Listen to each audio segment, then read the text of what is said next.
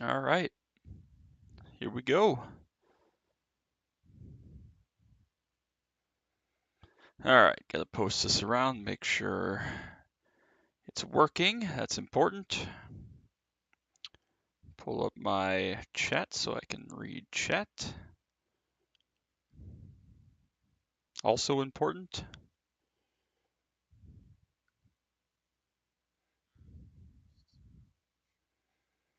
Oh my God, Ty Majeski finally finished the damn race, not 30th.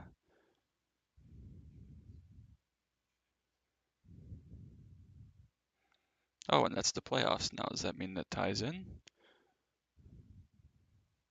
Surely, right? Because nobody behind him won the race, so that would be good. Anyways, back to the task at hand. Gotta make sure I share this around before PCC gets underway.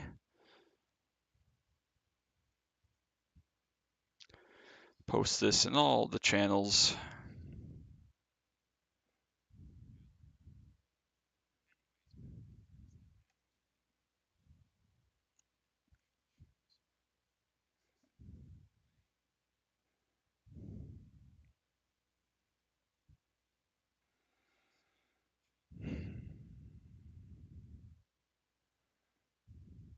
Apparently I'm in too many different channels that I can't keep up posting all of this. That is what I am learning here today.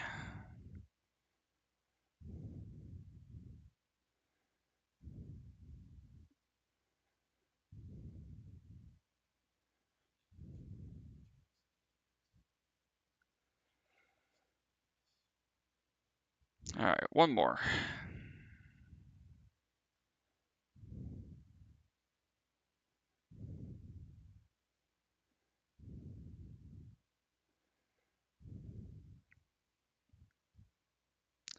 All right, we are up and running. Pico is here. It was now Pico's driving school. Does that mean you're going to come teach me what I'm doing wrong? Yeah, I saw I saw the notification. Yeah,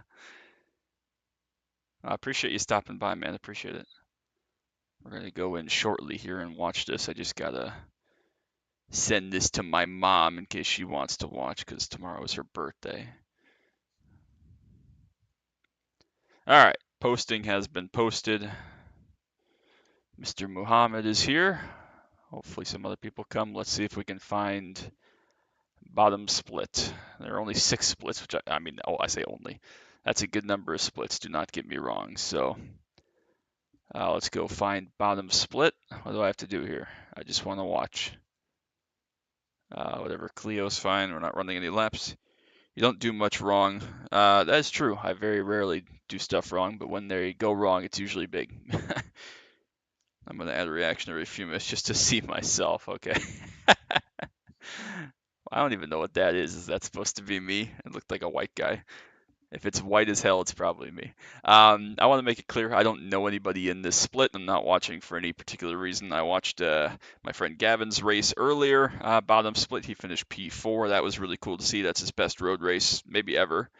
So that was really cool and got me interested in doing this. I figured, what the hell? I got some time tonight. Let's have some fun. 765 SOF, which is one of the splits of all time. Do we know anybody at all in here? Recognize any names? I'm going to assume not, because I probably have never personally raced with any of these people, but yeah, nobody looks familiar, which is fine. It's a judge. Oh, it's a judge because we're gonna judge them now. Yes, yes, we are. That's gonna be your last reaction that we see, though, the penguin, because unfortunately it doesn't display with my street or with iRacing up. So, all right, I don't even know what to start watching. Honestly, I don't know where to begin. I don't know whether to just watch the leaders or whatever, but this does have all 3 classes. Obviously, no Clios here. But already a couple people with black flags. That's always cool. Very excited. We'll see how this works. See if I can get a little better view here, honestly.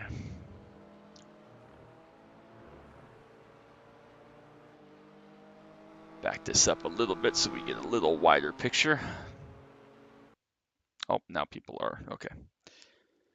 I expect dead people. I really do. It's unfortunate, but I expect dead people. But 1, 2, 3, 4. Oh, yikes! How many BMWs do we have? 1, 2, 3, 4, 5, 6, 7, 8 BMWs here in bottom split. Field of 43 is pretty good considering 44 is the max. I have no idea who to watch. We'll just watch someone here. The one car is fine to watch for now. No idea. Any fellow Antarcticans? That's a good question. Argentina, Puerto Rico, China, but China is not connected. Colombia, Brazil, Ecuador, another Argentina, France, Guatemala, Benin. I don't know where Benin is. Someone that's smart, educate me. Never heard of that. Another China, Australia, another Colombia, Argentina, Chile, and Australia, and then the rest United States. So I don't know what Benin or where Benin is. I've never heard of that, to be honest with you. So whatever, it's fine. I don't know what to expect. I don't know if it's likely to be chaos and death. Gavin's first race the other night was all of the death. Like literally everybody died. Everybody was involved in a crash at some point. And then the one they just ran a couple hours ago was relatively clean. I won't say it was fully clean, but it was relatively clean. There was definitely a group at the front of the 86s that broke away and kind of didn't really even have any traffic to deal with for the most part. So I don't know. I don't know what we're looking for here, but we'll probably watch 2 of these. I never paid attention in class. I almost think it's one of those things, you know, how they like keep adding countries or breaking up other countries to make new countries. I've never heard of Benin, but something tells me that that's one of those countries that they just invented and decided they weren't going to tell anybody. Because I've never heard of that. In fact, I'll Google it right now, and we'll see what it says. I've never heard of it. I'll check the PCC forum as well, see if anybody's gotten back to me. There was someone in there I'm sure you saw that was looking to get into the Discord, perhaps. A new driver to PCC, which is awesome. Okay, Benin is a country in West Africa. Ah, okay. Well, I've never heard of it, but that doesn't mean anything. I'm not an expert on Africa. It is right between Togo and Ghana. Burkina Faso is to its northwest. Nigeria is to the east. Cameroon, around there. Cote d'Ivoire, however you pronounce that. Anyway, so it's kind of on the where the left side of Africa kind of dips to go from north to go west. That's right where Benin is, which I've never heard of, but good to know. Good to learn. Yeah, I don't know what to watch with this because I don't really generally pay very much attention to any of this stuff. I just thought it would be interesting and fun to observe after watching some other races in bottom split earlier. We'll probably just kind of watch any battles up towards the front of the classes. We'll skip around a little bit, see how the leaders are doing in each class. It'd be cool someday to get enough Clios to put into multiple splits, but I don't know what the Clios split at. It must be like 6 or 8 at least of them. So if we could get 8 Clios and get 4 and 4, that would actually be quite cool. I don't know how many Clios show up for like the Clio SOFs that all those guys organize, but I would assume it's not like 10 plus usually. I know once they said they got 12 and it was split into 6 and 6, but number 43, that's the last one, right? Nathan McCulloch, who is in the 86. And, oh, big death. Good timing there. Yikes. All right, that's a 2X. That's great timing. I don't want to roast anybody or anything. I mean, again, it'd be really easy for me to say, well, yeah, all these people suck because bottom split. But it's like, you know, someone's got to fill these splits. It's okay. It's part of it. So it's all good. Hopefully this guy can go around, finish this first lap off, learn a little bit, apply it to the second lap. We have around 8, 9 Clios in one race. More than that splits. Interesting. I always figured it would split. Yeah, I hope that, because who was it that was telling us about the Clio splitting when they had 12 of them for the SOF race? I'm sure it was one of the Clio leaders. But anyways, the problem with that is that was with 40 cars. If it's split with 12 Clios, I was hoping moving it up to 44 might prevent some of that. I don't know if that was the case or not, but They need Pico's driving school. Yes, they do. Do you teach every car in PCC or just the BMW and the Clio?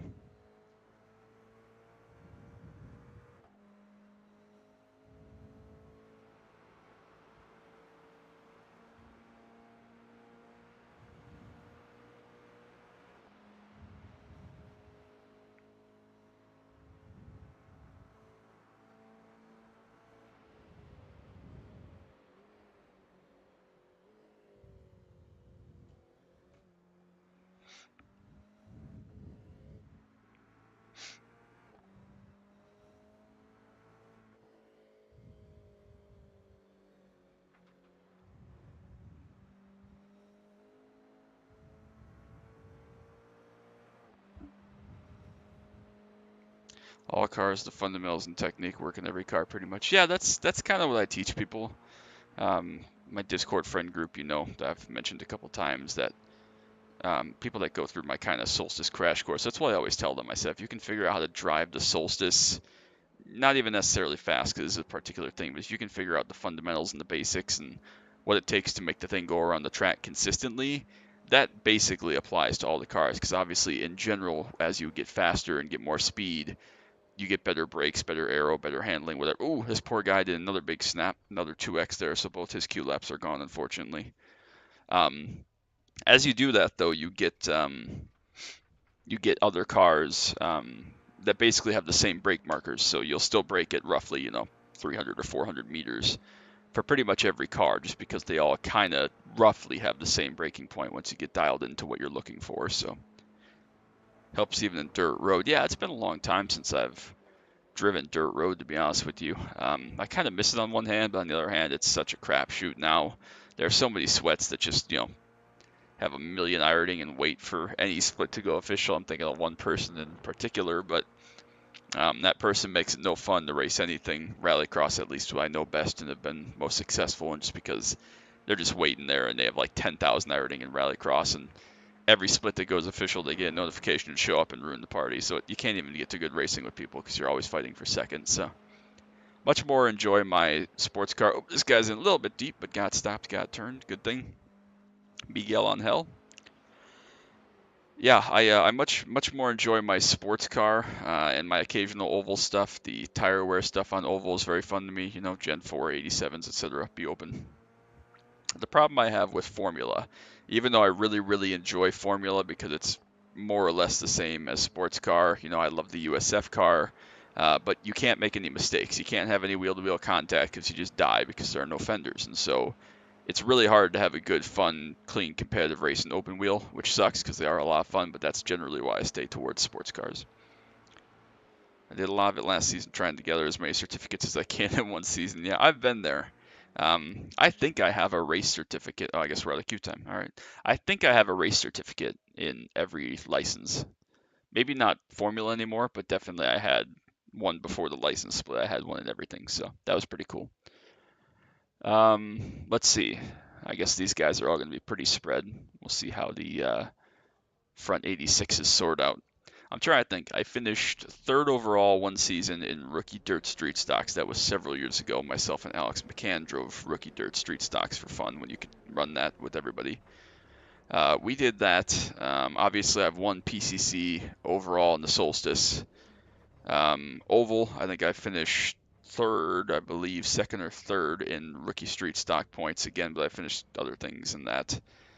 What have I finished? Rallycross, I think I finished well in a division of pro trucks or something, or maybe overall, I don't remember. I also finished well um, in the rallycross car once. I don't think I've ever won a certificate of any kind since the license split to Formula, though, which, whatever.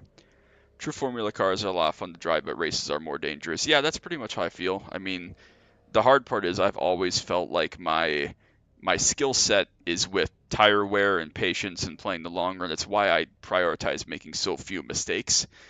Very, very rarely do I have straight speed to just demolish everybody. But that's why longer races and sports cars and stuff works out for me because I'll beat you over 30 laps, not one.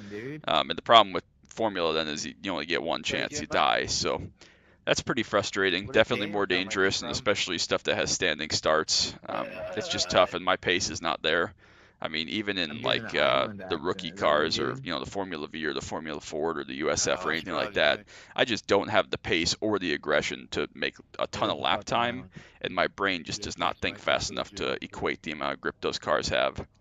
I have a similar problem in prototypes It's actually sometimes. fun. I'm a little better in prototypes. Again, they make a little more sense to me, but really, really fast It's kind of like cars just don't work well with new my brain, Zealander. and really, really high grip cars don't work with my brain. I'm not a fan of the next gen car, amongst other things. So definitely prefer the slower cars, the slower sports cars, stuff that you have to be patient, save tires, etc. So rolling off here, it looks like we have what, like 8 BMWs total. Did they all grid? It looks like maybe they did, or at least most of them. So we'll see how this goes, how it shakes out. I'm excited for this. I'm excited to hopefully have some nice watching, learn something, maybe have some laughs. Oh, geez, dude, you gotta slow down there, buddy. Hopefully they leave a class gap. It would be really quite sad if they just went off in there and barreled through everybody. This poor dude. Does anybody want to do a prayer? Good luck. I assume that means don't die. No, Thank not you. a Thank prayer. goodness I'm not Invitation. drive. Oh, Praise. the leading 86 just drove off the track because he's too close to the Good BMWs. luck, That's why Lewis. you leave a class gap. Thank you though very much. I appreciate it. Thankfully I'm not driving. Yeah, good luck. Good luck, Lewis. This guy, the 13 guard here, he Safe was ride. cursing at someone, so I got to pay attention to that in case I have to submit a protest. He was using very racially driven remarks in the last race, so. Oh, I love the water burger. M2, so Baby. not much faster other Here we than the go, first baby. two. Yeah, I mean, that one guy has like, what, 1.7 seconds on the rest of the field, but again, this split's all about survival, so it's pretty much irrelevant. The 86s are leaving absolutely zero gap. The leading Mazdas are in the pits, apparently. They are at least leaving gap. There are some 86s dying on the pace lap, which is pretty par for the course, but they are at least leaving gap up to the other cars for now. Yeah, I wish I was driving in this split. A, because it would make me feel like I was really talented, and B, because I would get some amazing laughs out of this. But I definitely am enjoying watching from afar. I'm glad I'm not a part of it. I don't mind spotting, actually. I might have to spot some of Gavin's races if he'd be willing in the future, in future weeks. But I want no part of driving in this split. I think I'd have an aneurysm. Long pace lap around here too. It's one of those like Road America type tracks, or the Bend has a very long pace lap. Very long pace lap here. It's not the longest pace lap track, it's just over 3 miles, but feels long. It's like a 4 or 5 minute pace lap. What are the Bend pace laps though? Like 7 minutes, 8 minutes, depending on the config. Like that's excessive. That's ridiculous. I don't know how this is gonna go with them leaving no class gap, but I expect dead people, because this is like the global challenge effect that Carl Sampson and I always laugh about. The Kias insist on starting right up the ass of the Cadillacs for no reason. So when there's the inevitable Cadillac wreck with the 750 iRating guy that just got iRacing 2 days ago, when he inevitably spins out in turn 1 or turn 2 or whatever, all the Kias have nowhere to go, and they just plow into him. It never That's a fails. It happens 19. every Hey, single 19 time, and we car. never Where understand are why they you? insist on not just leaving a class gap. It's Lucas. not even like PCC. There's only Look 2 who's be in classes. front of me, They can Lucas. start half a lap behind. It wouldn't matter. There's nobody Primero. behind them, and there's usually only like 6 Kias, but starting right up on them makes no sense. Literally makes no sense. All right, we'll see how What the this fuck works, is though. Lucas? Jared has control. He already has a 1x from this pace lap, as we saw earlier. He's really not leaving a gap. I mean, he's not right up on top of them, but he's Lucas, really get not leaving a in gap. front of me, Lucas. He definitely has a lot of faith that these guys are going to pull away and not be interfering. MW launched early, which is good. Do I get like a flag for this? Okay. Especially when second place refuses to stay behind. Yeah, they really need split pace cars and split pace laps. I've been screaming about that for years, but it's definitely something that needs to be implemented sooner rather than later. How's that even in the game? Looks like everybody survived. Everybody, it looks like the 86s got very spread. What's happened at the front of the Mazda field? Oh, they're up on the back of the 86s. I don't know how this all happened, but they're dicing. Oh, there's death over there. Okay, well, let's see what happened to this guy. If we can go find out, watch it over again. I mean, he's up the inside and they just kind of come together. That's first lap stuff, really. Let's keep watching this. Oh, there's some more death. Another Mazda gone. At least he kind of held his brakes though. I wish I could like move this and still have. I want to see the results, but I want it to block half the screen. But whatever. I would love to call inexperience, but we both know that's not true. Yeah, it did not take long. How did there end up a BMW back here already? I must have missed that. That guy is just dropping like a fly. This guy is off the pace. Sorry, girl. I apologize. Trish, I heard you on the pace lap. Sounds like you are female. Oh! Come on, man. There's people, there's people dead up ahead. There's people passing in the grass. Oh my goodness. Yeah, Control F12s brings me this, but I don't know. I want my results up. I could pull this camera back further, but that's okay. I'm sorry. Again, I don't really like or want to call anybody out specifically, but this driver is not fast enough to be driving the M2. You need to either be in a different class or the M2 only group, because if you're going to run 220s in the M2, you're just going to be dead. I did assume gender, but it was a very feminine voice, JD, and their name is Trish, so I'm going to assume, and if that gets me canceled, whatever, as long as I can stay as the PCC CM, I don't care. Well, it's starting early, folks. It's going well. I'm terrified. And we haven't even made it through one lap. How's the battle for the lead? This guy is 5 seconds behind in second place. 86s are all quite spread. Let's see how the Mazda leaders are doing. Oh, there's someone spun coming to pit. Oh, don't back up! Good lord, okay. Okay, are you coming to pit lane? Oh, no, you're going to drive right into the wall. That's always good. It's even worse because I'm fucking PA Oh right my now. god. Yeah, okay, I'll pan out a little bit more. I thought I'd backed it up far enough, but I'll pan out a little bit more. I don't want to go too crazy, but there we go. We'll try that a little bit more. That's good enough. See how that works out. Wow. All right. Well, nice group of cars here together. Mazda with an 86 in between. The SOF, I believe, was 765 or something of that sort. Which again, like Muhammad will relate to this. I don't ever judge or throw shade at anybody, whatever. But I think about that. That's like what that's 1/7 of my iRating or something like that. Like, it's just funny to think about. Like, okay, 7 of these people have the same iRating I have. Again, just funny. It was 765, I believe.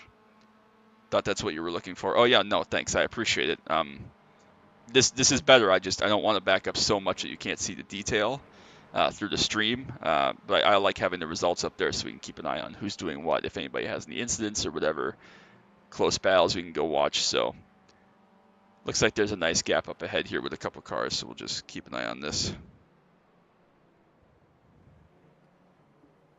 Mazda trying a nice cutback here on the 86. Should be able to get a run down the backstretch because the Mazdas are a little bit faster on the straights than the GRs. This is always a tricky corner into the roller coaster here because it's a passing zone and that's a big brake zone from a long straight, but it's not really a passing corner because you have to go to the left before you turn down into the right. So I can only imagine this is about to go very well if they're going to take this 3. All right, someone's going to have to back out. The 86s do, but do they live? Looks like they both backed out, which was sensible. Wow, they actually all made it. That's impressive. These BMWs just came together, perhaps. Or did they just both outbrake each other?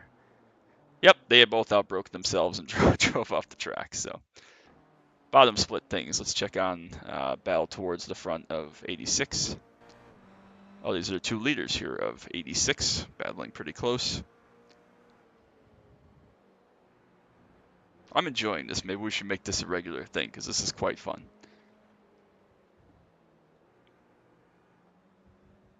The 86s compared to the Mazdas, the BMWs, they make no noise. And I know the Clio makes no noise, so I'm used to it. But like with how far we are behind the car, you can't even hear it.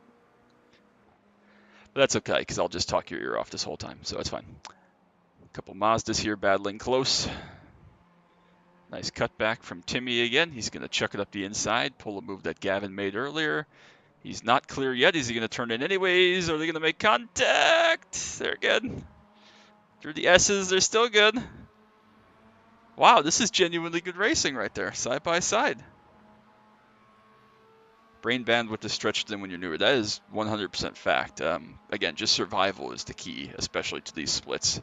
When you get to 6 splits in a series like PCC, I mean, just making is probably a single-digit finish. These guys are still side by side. That's incredible. That guy was out of control and sensibly broke and saved it. That was really well done. First PCC win was in the GR86. I am almost certain that my first PCC win was in a Solstice, but that would have been like 2014 or 2015. So I guess that kind of makes sense. I know I've won a GR86. I won one last season. I know I won a Mazda years ago, probably several Mazdas, but I just won the 186 last season. That was my first one because I never raced the 86 in this. I won in the Mustang. I've won in the M2. I don't think I ever won in the old GT4 though, because I was still driving other stuff at that time for predominantly. Let's go check on where everybody else is. A couple of 86s pretty close together here. He's battling for some position. Looks like third. Starting to get a little more spread out in the 86 field. Knowing the line, knowing how to drive the offline can be extremely helpful. I agree. That's one of the things I really focus on when I have people that I'm teaching or trying to help out and get a little bit more developed is just do your thing. Everybody else is going to do what they do, especially in these splits. People are going to make mistakes, have offs, lose focus, concentration, whatever. You got to keep yourself on track because the last thing you want to do is give away free spots when you could be the one taking the free spots when other people mess up. So, idoy it. I know what he's trying to say here. Kidding. I love it. All right, let's see who else is close together. Looks like a good battle here, perhaps for second in BMW. They're a little bit spread out now. These guys we just looked at. 86 and a couple 86s in the Mazda. Side by side coming up to the high S's. They get sorted out though. Well done by everybody. So far, this is the second place Mazda Cup car. That was actually leading Mazda, that Brandon guy up there with the 86s. This is the second place Mazda. A couple of these guys here a little further down the road. I hear a car behind. Who's the car behind? It's another 86 that is towards the back of the pack and just dropped a wheel, broke on the grass, but managed to save it. That was a good catch. First 2 PCC wins were in Toyota. Lebanon. Blech. I don't even hate Lebanon. Like it's not anywhere near my favorites. It's better than VIR Grand. I can't stand VIR Grand, and everybody knows I absolutely despise Snetterton. So I would definitely put Lebanon above Snetterton and above VIR Grand, but other than that, I can't think of anything else that'd be worse. So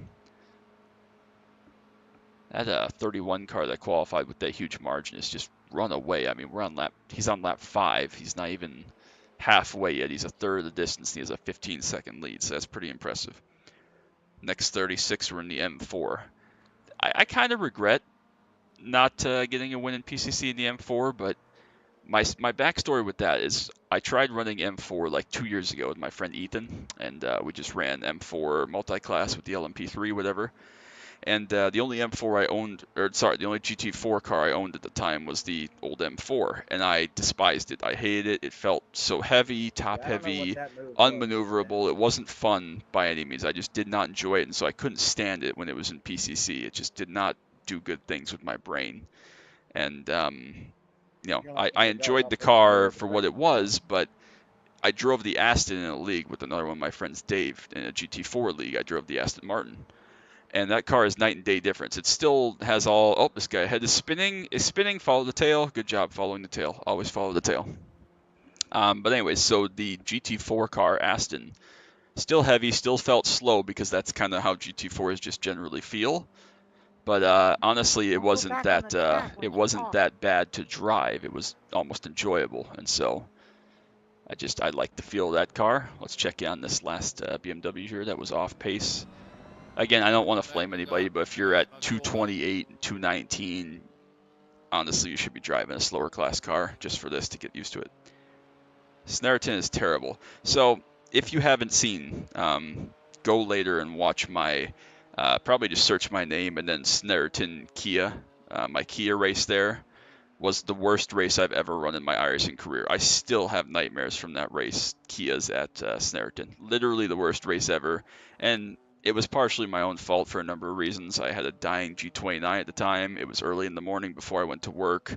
I was flustered. I got frustrated with circumstance. You know, a group of drivers I hadn't raced before, probably some people I know now that didn't recognize at the time, but it was a terrible race. The Kia race at Snarton will forever live in infamy, so.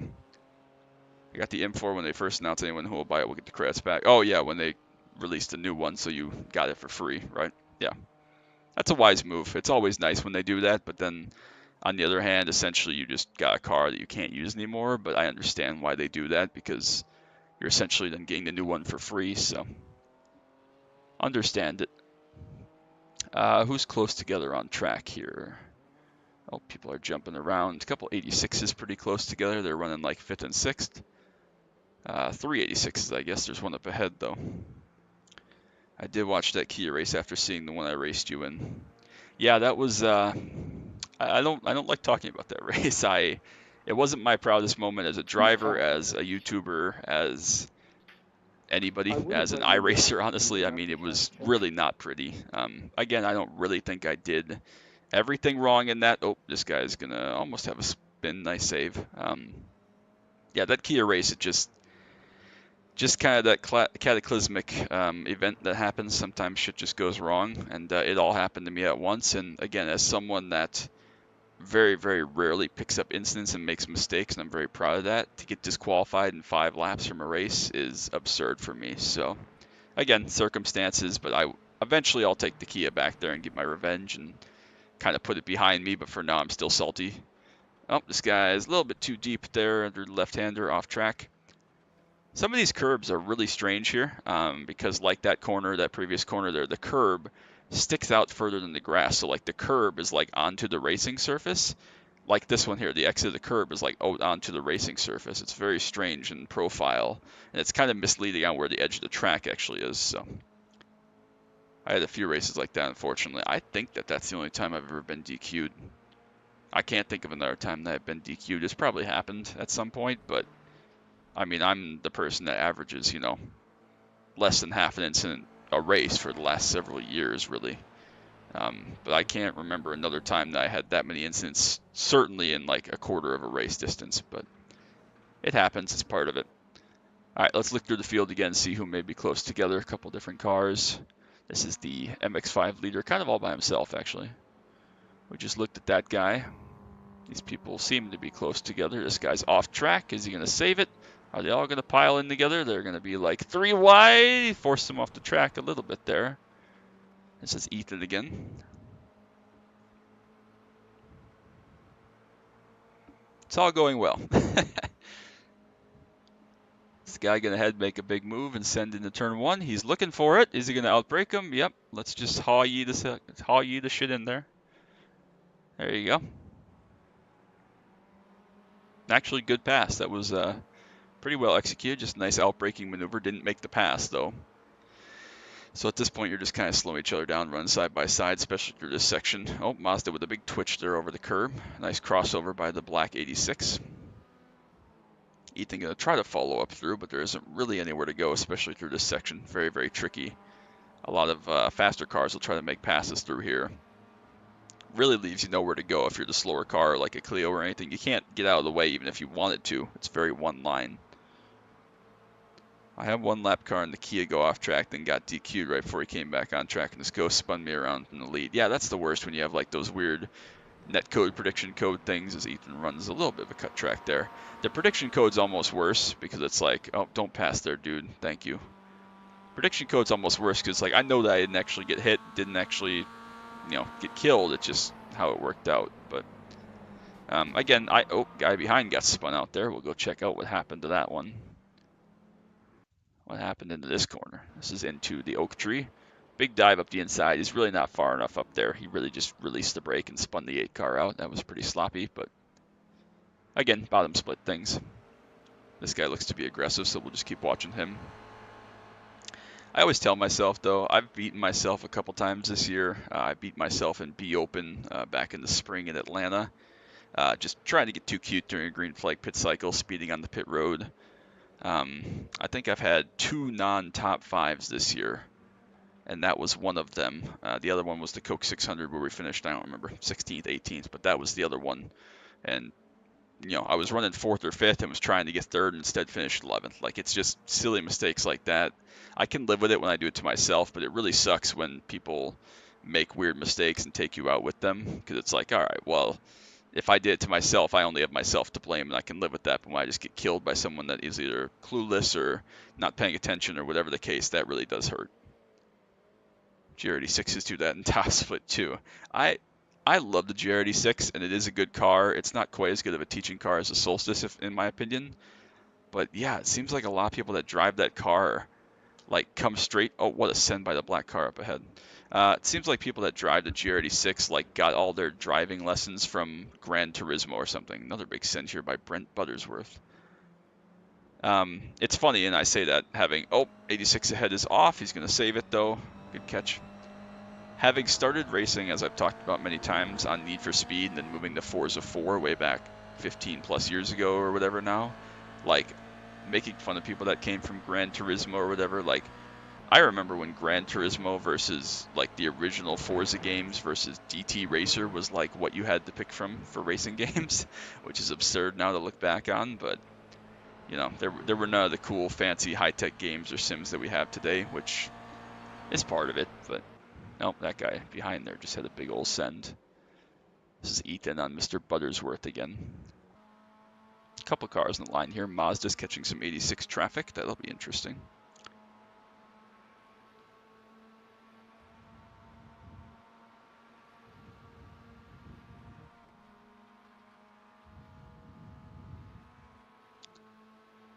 Is he going to send it? Nope, no space there.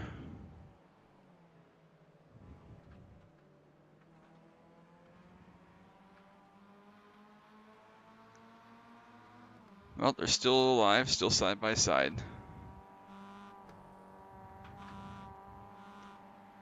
I'm pretty excited that we're getting closer to 500 subs. I know it doesn't really mean anything, and obviously it's not a big number. Oh, that's the wrong button. Whoops, my bad. He's trying to switch back to this car. He's going to push him down straight away. Michael Miller. I played GT on PS2. Yeah, I never really got into Gran Turismo until very recently. Did some playing on it on request of Will Gibson. Sprawl Racer, make sure you go check out Sprawl Racer. He does all sorts of great content. But yeah, I never really. Oh, just drive off the track there, buddy. Never really got into Gran Turismo. I'm pretty excited about getting close to 500 subs, even though. Oh, geez. Okay. Oh, big door check. Okay, it's fine. Nothing to see here. Bottom split things. Definitely something that I'm excited about, even though it doesn't really have any impact on what I do or the races I run or anything like that. Just one of those things where it's like, okay, it's a cool thing to reach for sure, but I'm not thinking about it in any certain way. So it's cool to get there. I'm excited for it. Come on, man. Oh, this is the leading Mazda, who has a 15-second lead on his class fellow MX-5s. These are the second and third place GR86s, so he has driven through the majority of the field. The majority of the field he's driven up through now. Pretty impressive. He should be able to get by the 14 car here down the straight. Again, the Mazda a little bit faster in a straight line. You can go here.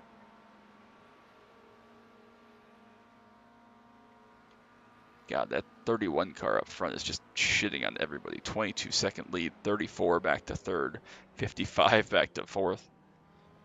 Just absolute domination. All right, lead Mazda got through that one. Side by side again into the roller coaster for these Mazdas. This is second and third. Michael gonna make the pass this time. Can he hold on to the spot? So far it looks like yes. Matthias gonna try to come back and fight.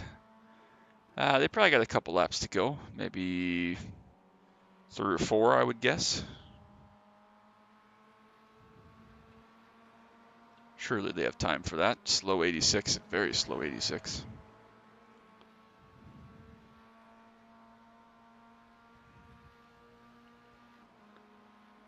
All right, see if they can fight back there. Who's close on track? Chris Davis has fallen back to third behind Adrian. Interesting. Tried to get close that time, but still trying to fight. This is second and third in 86. So that means that the Mazda leader is up to second amongst the 86 field. Again, that Jared guy has like a 12-second gap now.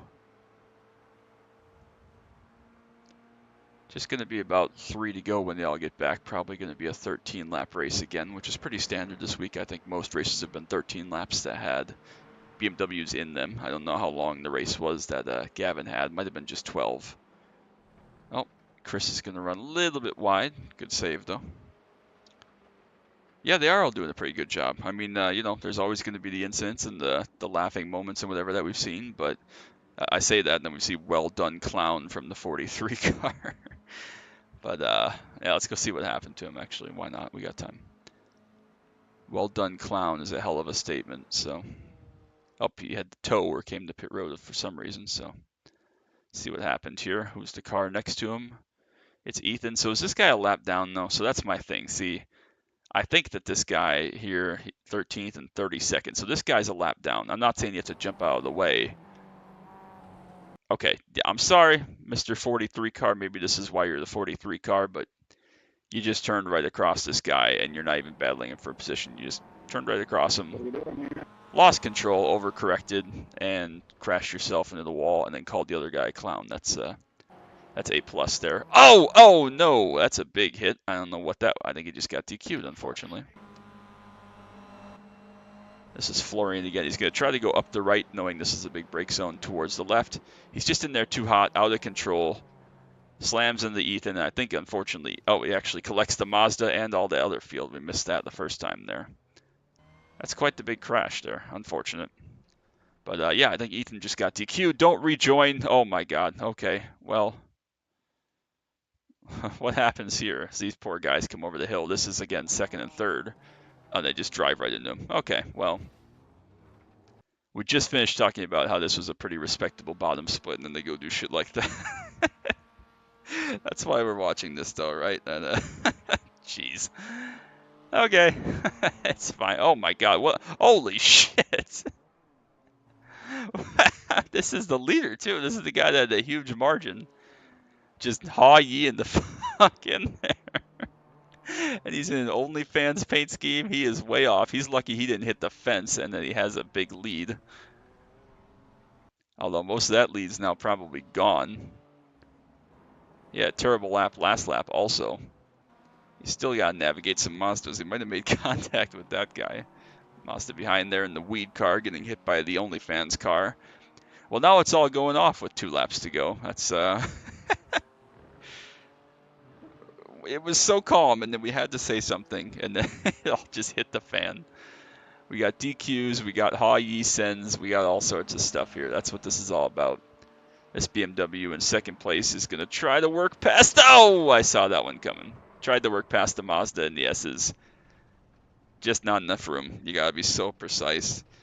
How do you get the car turned? LO, the M2 barely turns. Yeah, I don't know. I don't know if he just essentially slammed on the brakes or if those have like some kind of a brake lock trick or something. But there goes the battle for the lead that we were all so anxiously waiting over. It's going well. I don't know what that guy was doing. They're still battling here for second and third, Adrian and Chris, even after all that chaos. What a mess. Surely the leader's coming up to the white flag here, so it'll be 1 lap to go. Trying to go up the outside. Actually, a pretty good battle here. This is really the only podium battle. BMW, man. Is he going to try to have a send here? When you pass him, please. Nope, backs out for now.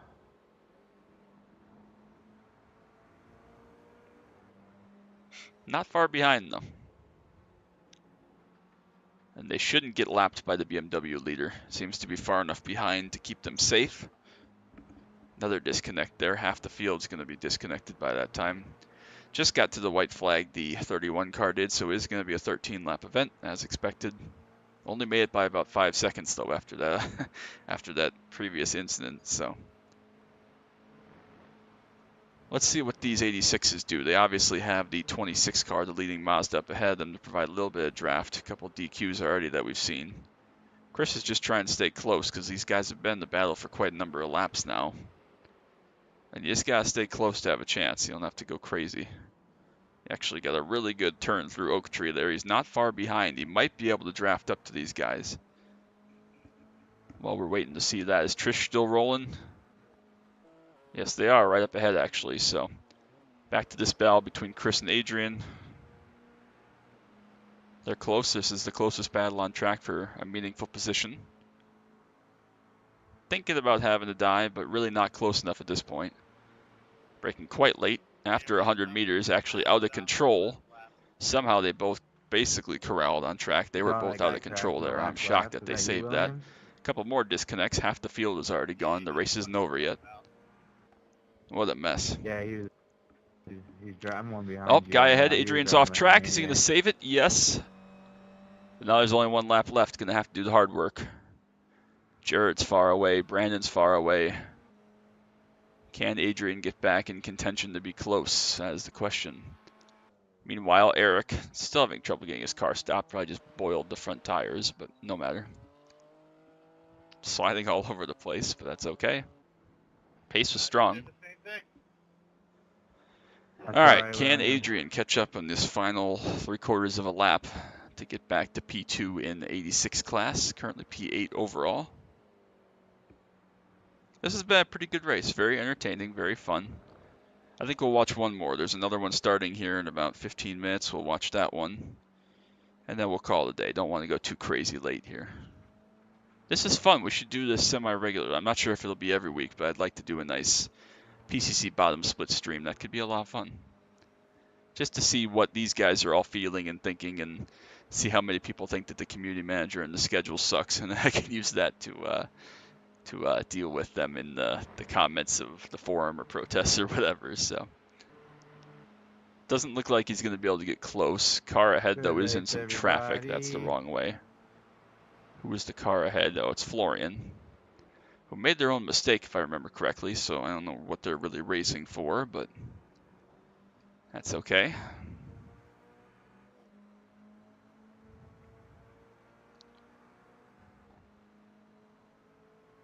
All right, well,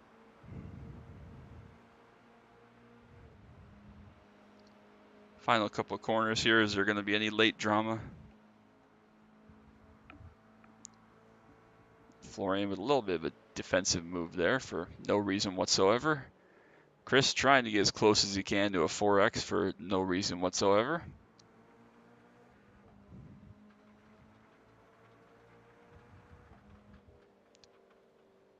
And everybody, I think, is going to survive. Nobody else really close on track behind.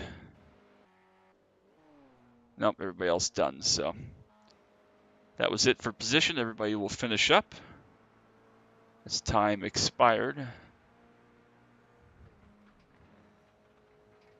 That was weird. It's like they took longer to finish than time was, but whatever. We'll give it 25 or 30 seconds there for the results to populate, and then we have about 15 minutes till the next one that we'll watch. So what else should we talk about for the next 15 minutes? Give me something to give my thoughts on or give my discussion topics on. I don't have any bright ideas. See, I didn't fully think this through. We got about 13 minutes, so give me something. We can go look at the results now for, oh my God, look at all these results. Time doesn't consider the two men's gridding time. Oh yeah, that's a good point. I was just watching the countdown because after the first car finishes, it gives you the, like you have 3 minutes to finish or whatever, but that time expired before the last car finished, I think. But maybe not, but whatever. Look at all these incidents, man. What the hell? This is more incidents than I've had all year, just for the record, most of these. 1, 2, 3, 4, 5, 6, 7, 8, 9, 10, 11, 12, 13, 14, 15, 16, 17, 18, 19, 20 of the 43 cars had double-digit incident points. We had 1, 2, 3, 4, 5 DQs, another with 16, another with 15. This guy, did he even finish the race? Because he had 0x. That's mega impressive. He finished, what, 4th in class in Mazda Cup. This guy also had 0x, finished 4th in GR86, so I guess 4th is the place to be. And Lewis finished with 0x. He finished down in 5th in GR86. So actually 3 0x races, which is mega impressive considering the split we're looking at here. That's very spectacular. Wow. Let's look at the results for that. Oh, you can check out my Road America results. That was the only car in. See how many points we got. 85. Awesome. All right, let's see what the results were from that we just watched. Top split 2,700. That split was 763 SOF. I said 765 earlier, but that's because that's what it told me on the entry. Not too bad. The one car entering that was a 1148, somewhere in that range ish. The 43 car that we were watching earlier that wrecked himself and then complained was 359 iRacing, and he lost 27. Look at all those DQs. Mr. Butterworth, Mr. Ethan, Mr. Camilo, Mr. Andres, and Mr. James Fish, who DQ'd like immediately. I mean, he DQ'd in like the first 3 laps. He must have had. How do you pick up 17x in like 3 laps? He only made 4 laps. How do you crash that much? How is your car not destroyed? Whatever. Whatever. That's racing. So now we wait. Got about, like I said, another 10 minutes. So what should we talk about, people? What should we discuss? Something about racing, something about iRacing, something else entirely. Lay it on me.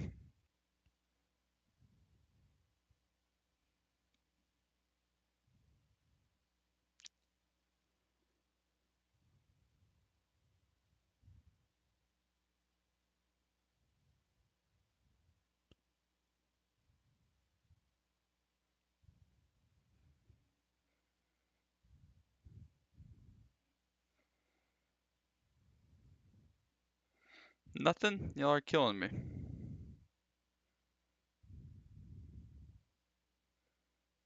It's gotta be something you want my thoughts on or my opinions. Even, no matter what it is, gotta be something dumb. Otherwise, next season Clio schedule. You're talking about like the Clio schedule, not the PCC schedule. PCC schedule's done. I think I posted the results, but the Clio schedule, I don't know what they're doing with that. I know iRacing has taken it in-house. I'll get to you in a sec, JD. I don't know what's going on with the Clio schedule. I have not been informed of anything. I hope it's not what they did with the Road to Indy or whatever it is, or sorry, the European Formula or whatever it was, where they took it in-house to meet, a sponsor's requests of all UK tracks or whatever. I hope it's not that. I don't know for sure what's going to go on with that. It would not surprise me if they were planning on getting rid of or doing something with the Mustang Cup. I don't know how popular that's been, but I assume not very. So it wouldn't surprise me if that was now dead. Very old car that nobody cares about, series that nobody cares about. And it would not surprise me if the Clio schedule kind of moved into that role and then just mirrored the PCC schedule. I don't know if that's the case, but that would not surprise me at all. Let's see. JD said, "How are you feeling going into Atlanta next Thursday?" Actually, really good. I love Atlanta. I mentioned in my video from Wilkesboro that came out earlier today. Atlanta and Darlington are the 2 tracks that I always feel like I have a chance to win. They're the 2 tracks that I love the best. They're the 2 hardest tracks. Have the most laps there of most of the tracks, other than the free tracks. Probably of the paid tracks, they're probably 2 tracks that I have run the most. So I always feel quite good. Always feel quite comfortable. It is one of the few tracks that I've raced official 87s on, alongside Darlington and Watkins Glen, I believe. So I feel pretty good. It's going to be a long run race, obviously. 90 laps is a long time. Tire saving is going to be a big deal there, just as much as anything else. But the car actually drives quite well there. You can move around, try different lines, do different things with pit strategy. We are going to have to do some pit stops for 90 laps, so I feel pretty good. I'm a little bit upset that we're through, 4 races now. And I have 4 poles and the 3 wins, and I was just at straightaway short at Talladega of sweeping everything so far. So that would actually be pretty cool looking back. I'd be a little bit bummed if that didn't end up happening, but that's racing. That's honestly my luck at Talladega. I never ever run well at the plate tracks in any car ever at all. Official, unofficial, league, doesn't matter. So I used all my good plate luck in the Diet Dr. Pepper Gen 4 series at Talladega to get a good result there. So that was my good result for the decade. But uh, and Muhammad's back to reacting, so you can see it pop up there. I appreciate you guys, though. I really do. I appreciate you coming and hanging out and sticking around. It means the world to me. Really, really thankful. I hope you're having great nights, great days. heading into this weekend. I'm trying to think of what else is going on that we can talk about. I can't think of anything else that's happening. The only other things that are really going on, like I said, it's my mom's birthday tomorrow, so I'm excited for that. Gonna go see her for a little while. What else is going on though? I'm trying to think of what else is happening this weekend. I do need to get some good racing in this weekend though. Got some stuff going on, but I have to get some good racing in this weekend. I have a couple more things I have to do for this week, some set building for next week, etc. Next week, PCC is going to Road America, obviously my home track. I am very, very excited about that. That lines up with IMSA, which is very nice. Hopefully, we'll get some good participation, even though it is a paid track. So, very, very excited for that. Did you see the rain in PEC today? I just saw the screenshots that people were posting in the PCC Discord chat. I didn't go into the race session or anything like that. We're doing one more race, Chad. We're gonna watch the next bottom split in 6 minutes here as well, so you didn't miss anything. So we got one more to come, and we had some good laughs from the first one for sure. So you'll have to go back and watch the first hour of this later because it was there were some very entertaining moments in that. But yeah, I did, Mohammed, actually see the screenshots of the wetness, which I told everybody in the chat that I don't really think that D-Class series needs to have that kind of 50-50 thing. Like, I don't mind if it's wet, I don't mind the rain, but for a D-Class entry-level multi-class series like this that's supposed to be a teaching tool, I'd prefer if it was either yes, it's going to be wet and rain, or no, it's dry. I don't like this. You have to guess and you have to practice both and whatever, because 26% rain being that wet really just throws everybody for a curveball. So that's really tough to learn. But 2 hours ago, though, it's time to learn it. Again, it's my home track, so I've probably been there in real life maybe 25 or 30 times now. It's a very, very special place to me. It's where I've had my first IRL on-track experience. What little on-track IRL experience I've had has been there, which has been great. I've done some karting there before, amateur karting, nothing serious. My serious karting days are long gone, and they were very brief and not talented anyways, but I absolutely love the track. I have a lot of good friends that race there, people that have some really, really incredible race cars that race there, people that have some club cars, some track day cars, hobby cars, things like that. So a lot of experience, very, very familiar with it, and obviously that makes it pretty special for me on the sim as well. Some of my first road successes, my first Jetta win ever came at Road America way back in like 2016, so that was pretty cool. But it's a great track, pretty special track. It's tough in PCC because obviously it's a full-on draft track with the length of some of the straightaways, but it's good. I didn't last 30 minutes in that race. I have no idea how to drive in the rain. Need to practice a lot. It's tricky, but it's a different skill. I ran a league. Oh, that's Chad talking about the Portimao Enduro. I ran a league that was all rain races in the Mazda like 6 or 8 months ago with my friend Bryce and some other people, and that was a lot of fun. And really taught me a lot about how to drive in the rain because you kind of approach it the same, just more patient, if that makes sense. You don't really drive any differently. I never found personally in that car at least that the rain line really became a thing. You just don't really want to drive through puddles. I never really found that avoiding the rubber was a big deal when you're doing 60 miles an hour, but obviously you want to avoid the puddles, avoid the curbs, things like that. But still not a huge fan of racing in the rain. I felt comfortable with it in GT3 prep for the Daytona 24 back in December, January. I feel comfortable enough in LMDH cars for IMSA. It's still a work in progress. It's obviously a big learning curve, and it's very different for those of us that have never done it in real life or done it in other sims, really. My only other rain experience really was in Gran Turismo 7 when my brother had that when I was in college, and I would come home and we'd do some rain racing on there. But obviously, not nearly as realistic, not the same thing. But again, at least kind of told me to look out for puddles and watch where they were developing and avoid those spots of the track. So I guess it was a starting point. But no, you didn't interrupt. No problem, man. We're sitting here chilling. So struggle with the car spitting out of nowhere. It does seem like that's a puddle thing. I don't know if that's related or 100% true, but the puddles definitely seem to kill you very, very hard in the sim. I don't know if that's. I think a change was the pad friction. Okay, we can look at that later, Chad. Um, I don't know if that's a realistic thing, but it seems like if you hit a puddle the wrong way in iRacing, you're dead. There's no saving it. There's no catching it. There's no recovery. There's no, oh, I just lost some time and how to slide, whatever. If you hit a puddle in a certain way and you lose grip, you're dead. There's no catching it. There's no any of that. So again, maybe that's realistic and you should just avoid puddles in real life at all costs.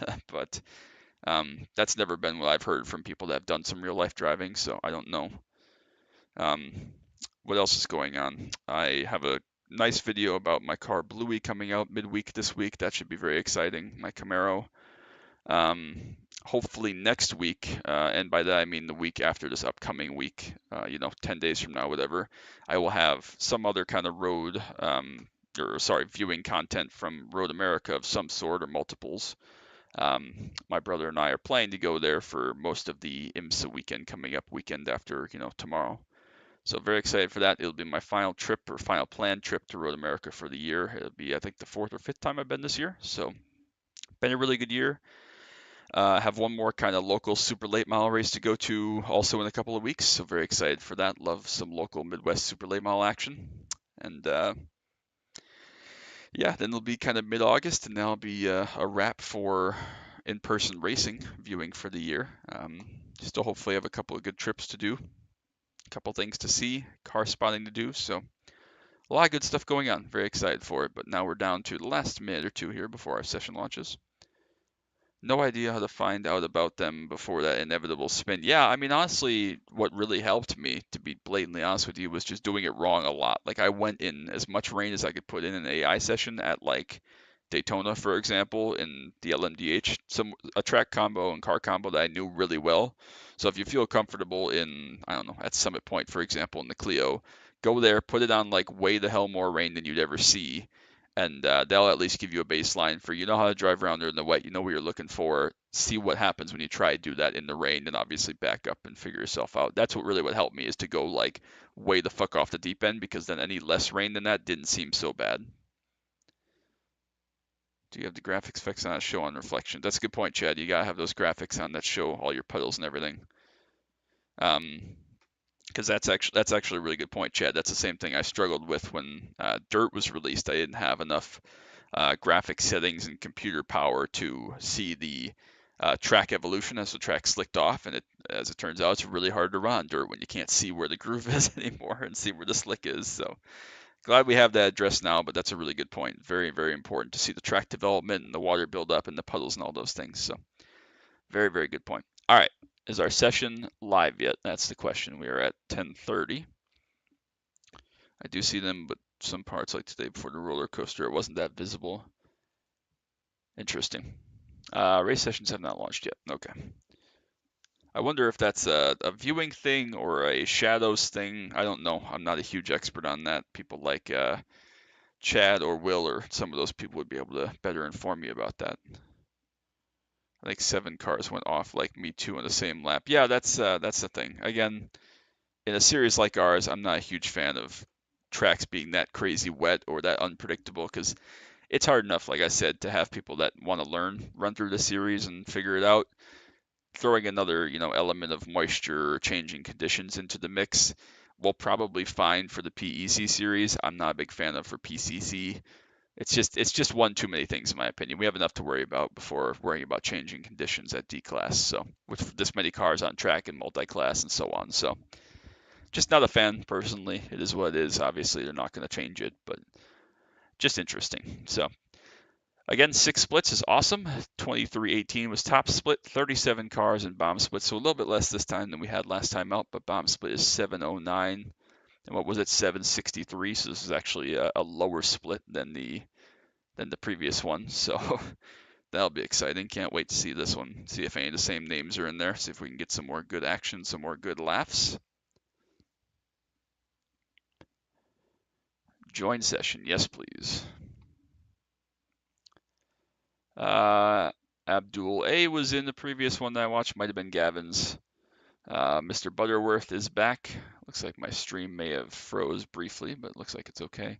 Really heavily rubbered areas are like ice when wet. Yep, that hill for roller coaster is usually very heavy. It's a good idea. Who are some other people? Camilo got DQ'd from that last one, is now here. Keep scrolling down. Do we have all 3 classes, or are there no BMWs in this one? Looks like we may not have any BMWs in this one, which is unfortunate. Ethan is back after a DQ. Felix, I believe, was in the last one. Lewis is back again after his 0x. I don't see any BMWs, so we might have a 2-class race here. Mr. McCulloch, we'll see if he is the last car in the split and if he can kill himself and blame somebody else again. And that's all the people that ring a bell. Two people named Zhang is interesting. I know it's probably a common name in some parts of the world, but still interesting. Mr. McCulloch is not the last driver, even at 332 iRating. He's second to last. These guys are pretty close here, Felix. So somehow 332 iRacing puts you the 37 car out of 38, but that's okay. We'll be in the M2 for Sunday. Yeah, if you look, Mohammed, in the info tab, pre-race at least, this is obviously not quite as helpful during the race unless you're using a third-party software, but it says track is dry. Then the next step up is like if it's just wet, it says track is very lightly wet. You can usually still get away with dry tires there. A car that runs slicks, like the MX-5, I believe, is still difficult, and track is very lightly wet. But then when it goes to like track is moderately wet is when you definitely need, or just lightly wet instead of very lightly wet, excuse me, is when you need rain tires. Because even if track is lightly wet, it's usually wet enough to be slippery for rain tires. A skilled driver might be able to do it, but again, in a car that runs full slicks, no chance. But even in a car that has groove tires, like the 86, when it says track is lightly wet, it's pretty tough sledding, and then it goes to moderately wet and then very wet, and then like it says the last one is like track is fucking soaked or whatever. So that's it's a pretty rare thing to find, but again, it's nice that they give you that at least. So very lightly wet is still survivable, but everything else not so much. So yep, only 37 cars here, half 86s, half um, Mazda Cups, MX-5s. So we'll watch this one, then we'll call it a night. Need to get some sleep early morning tomorrow. A lot going on. Once you see water starting to stand on track, it gets slick, usually around light to moderately wet in my overlay. Agreed. I concur.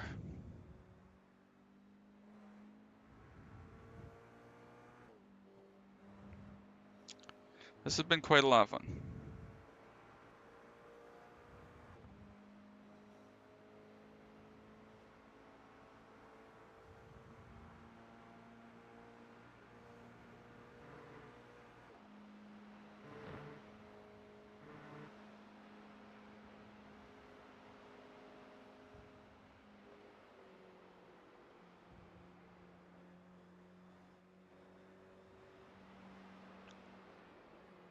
Crew Chief Justin Wen. Are we talking like IRL or like in the sim? Because I've done some good crew chiefing. I've made some questionable calls. One of my favorites is Belsky. This was a couple of years ago. Was running NIS in the old.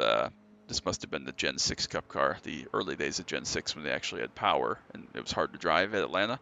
And he was running NIS at Atlanta, and they had, I don't know, a 25 or 30 lap run to the end, and he was running fourth maybe, and there was a caution that came out, and this is before green-white checkers were a thing on iRacing. And so when you reached the scheduled distance, the race was over. If that ended under caution, whatever, that was it. When you reached lap 160 or whatever it was, the race was over. And caution came out with, I don't know, 6 or 7 to go. And I said, what the hell? Guy here, the one car has gone off. It's all good. I said, man, if these guys, all 3 of them or whatever in front of you pit, stay out. What the hell? You're going to restart first. I know you're going to be on old tires and it's going to suck, but I think they're going to die.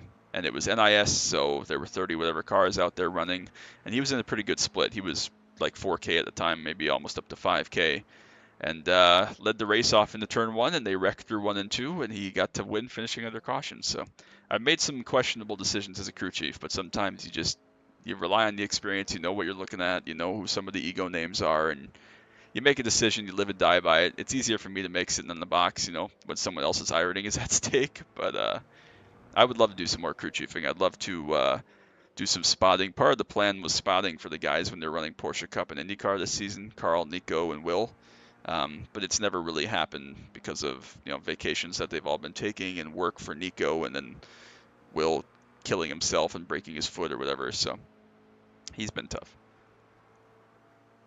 We ran slicks at Monza in the rain a few weeks back. Yeah, that makes sense. I think that very light you can get away with it because I think that the slicks on some of these cars are grooved, and so it's not fun, but it's not too bad.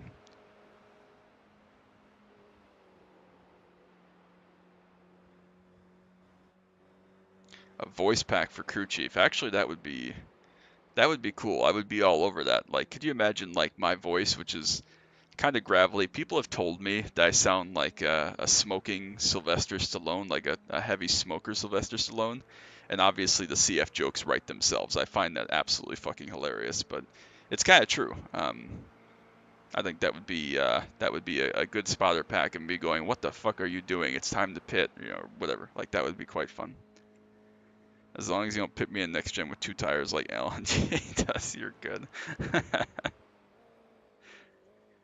I mean, being a crew chief for like back in the day, Matt DiBenedetto, everybody gave so much praise to Matt DiBenedetto. I hate him too.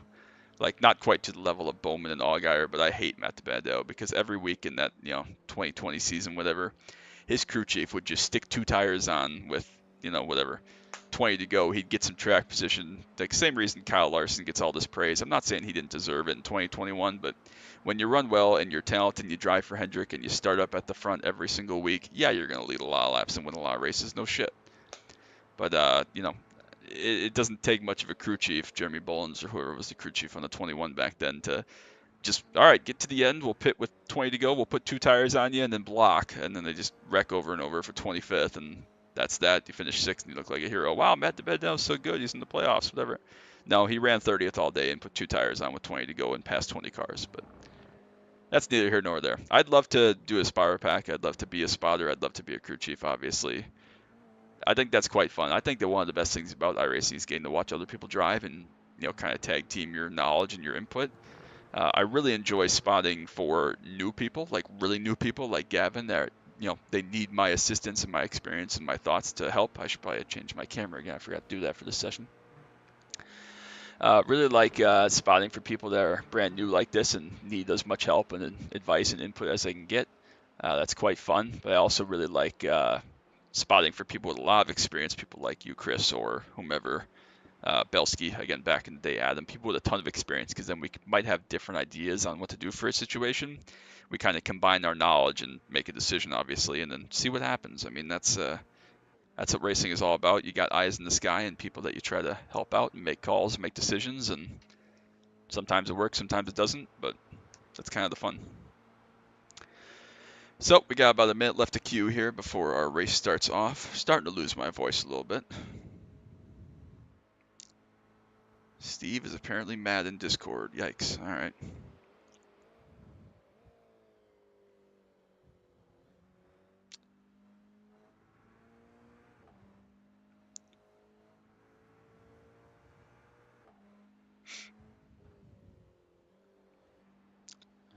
We are ready to go. I'm excited for this. I enjoyed that last one. It was kind of a joke and a meme at times, but it's quite fun. It's interesting that all the people that got DQ'd from the last one, the 29 car, the 6 car, are right up there towards the front of this one. So maybe they practiced some Q laps after they got DQ'd and wanted to stay ahead of the death. But I think in PCC, death finds you regardless. So I'm just looking at where Gavin qualified. He ran, I think, 213 dead or 213.1 in his race, so he would have been right about mid-pack for the cars that have qualified right now, 7th, 8th, somewhere in there, which is just where he qualified in his race. So pretty standard, pretty good pacing so far. We'll see if the Mazdas actually leave some damn class gap this time, since the 86s left literally zero class gap to the BMWs last time out.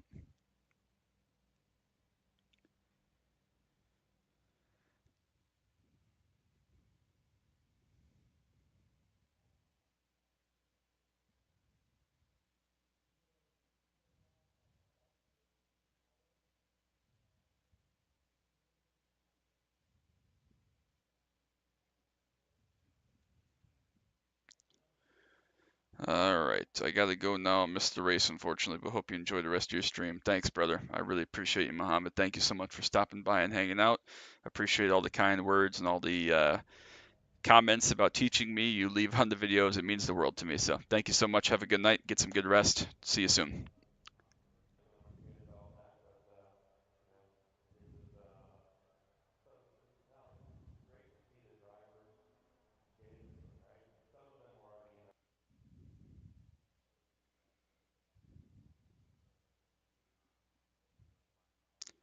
All right, we are ready. Here we go.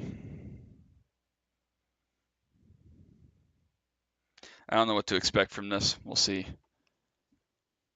Let's watch the leading Mazda Cup car, who is not yet gridded. What? I'm still confused. This is 28th, so this is 27th. Are there more cars ahead of this? I'm so confused. Is it, huh? I'm so confused. Oh, am I so far behind that I am looking at these two cars? I thought I was looking at these two cars, but I must be so zoomed out that I'm looking at, okay, I'm just stupid, evidently. That's fine. All right, we are right. No stupid dive bombs, guys. That is famous last words. Holy shit, that's never going to happen. Someone is going to get dive bomb killed. I am almost certain of it. We can. You ain't welcome, says the guy again. I'm sorry, Nathan, if you ever go watch this, but you wrecked yourself as a lap car and then blamed on somebody else. So sounds like a you problem.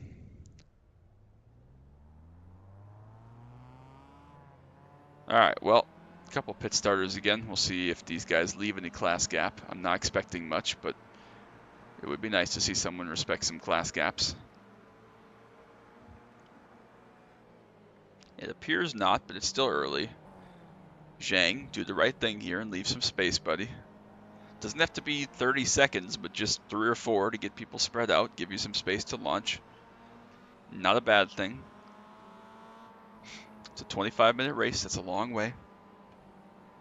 It's probably 12 or 13 laps, depending on the pace of the overall leader. Speaking of overall leader, a couple of good sporting events going on this weekend that aren't me related or racing related necessarily. We have Tour de France's final 2 stage coming up. Tadej Pogacar still looking good for the yellow jersey. Flat stage tomorrow, and then obviously the finale kind of celebratory stage on Sunday. He survived all the attacks from Visma and Jonas Vingegaard in the mountains. Oh, here we go. This is a big checkup that we're always worried about.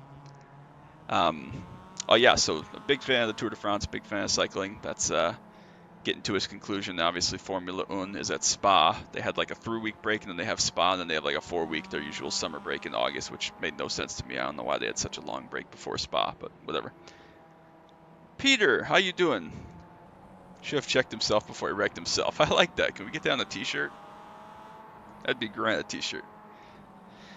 Should have checked himself before he wrecked himself. Also, the Zhang guy is appearing to leave no gap, even though there are 26 86s ahead of him.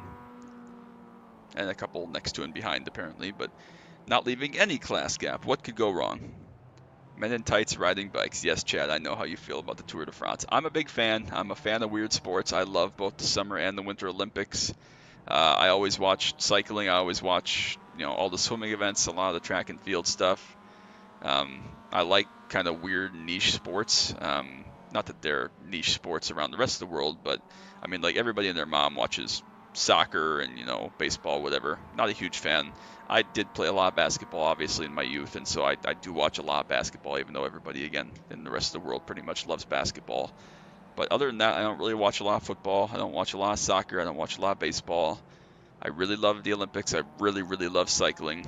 Follow cycling a lot more closely the last probably 6 or 7 years. I was a big Team Sky fan, which I think became the Ineos team. When I started watching Tour de France is when like Bradley Wiggins and Chris Froome were dominating. So that was 10, 12 years ago, whatever. I just like to toss some shade. Feel free to toss some back. I don't know what to toss shade about. I don't know of anything that you just despise. I mean, everybody knows I despise Justin Allgaier and Alex Bowman and stuff, but I don't have anything to throw back. All right, here we go. Let's focus up on this. Watch some of the hilarity. We have no class gap with the entire field of 37 or whatever here all on top of each other. The start is checking up. The lead Mazda really wants to go, but there's nowhere to go yet. Still have not launched. Oh, there's going to be a wreck here. Surely there's going to be a wreck as the entire field checks up coming to green. Surely, oh, yep, this is 5 wide. Surely this will end well. Oh, they're almost dead. Bottom split, going to bottom split. We'll go back a couple more cars here, see how this all sorts out. They're actually in kind of 2 pretty calm lines. Oh, there's the first death right at the front of the Mazda field. They're all dead. Who's going to be able to avoid it? These guys are still wrecking. It's going well. Is there a reason we're parking it?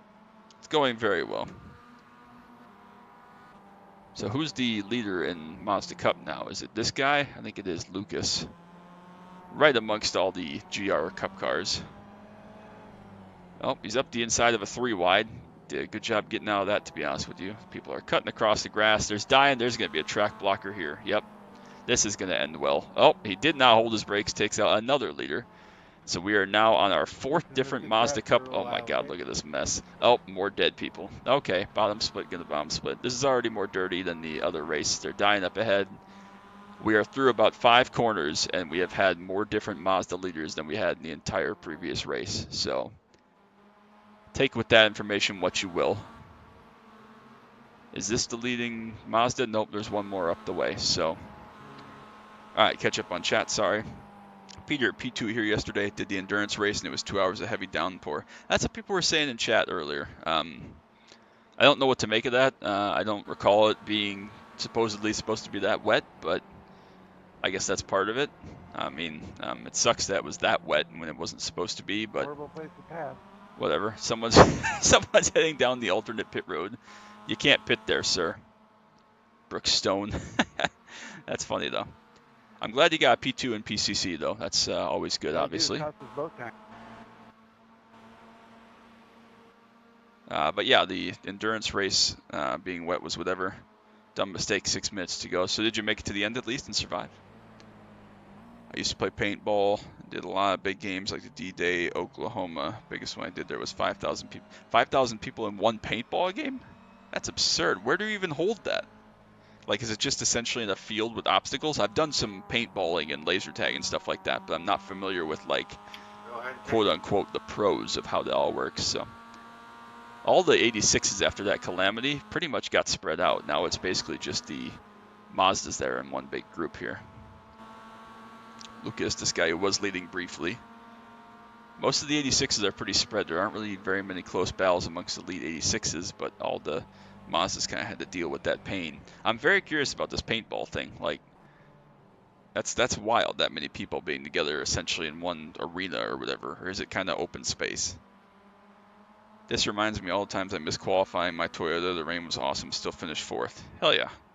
That's a great result, especially after a race that long. It's always good to get a good one on the books, even if it's not the finish you wanted or thought you deserved.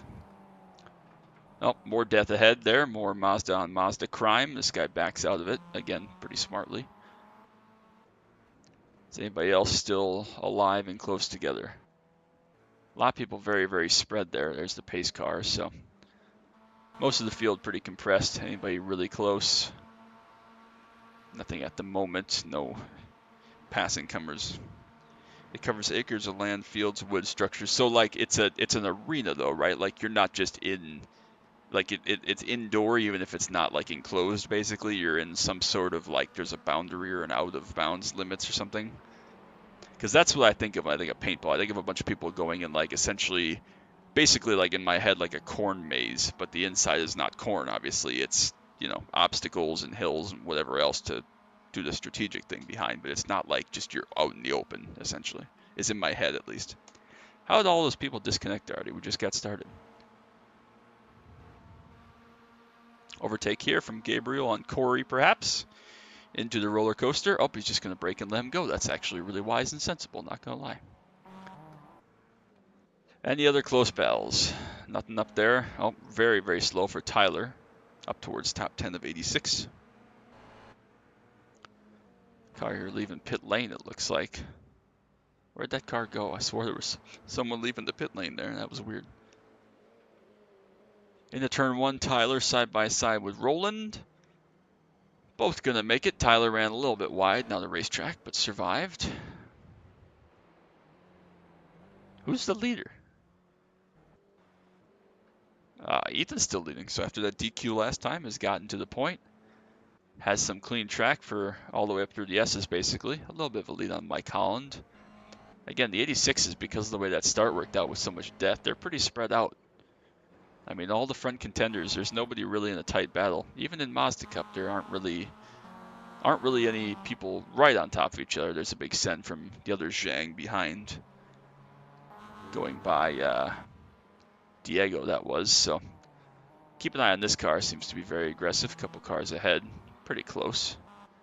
And the other battles going on, nothing really close. Everybody's pretty spread out here. So this battle up in Mazda Cup seems to be the closest. This guy having some troubles here. Zhang starting to come through though.